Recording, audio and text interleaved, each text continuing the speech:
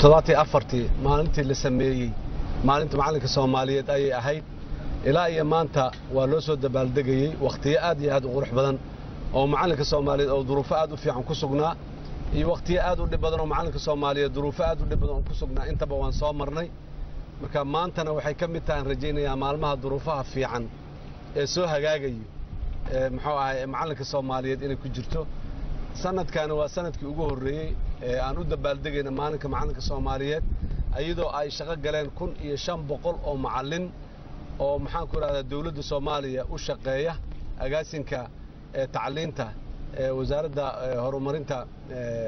maxaan ku raaddaa arrimaha bulshada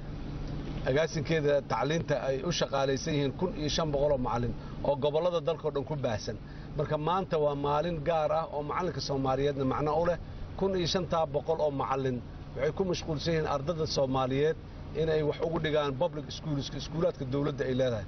in ka badan 33000 oo arday ayaa maxaan ku raaddaa hadda fariisatay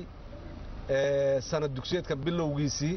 barnaamijka go to school oo ka bilowday marka maalinta macalinka Soomaaliyeed taariikhdeena dambe maalin weyn ay soo gaartay waxaan leeyahay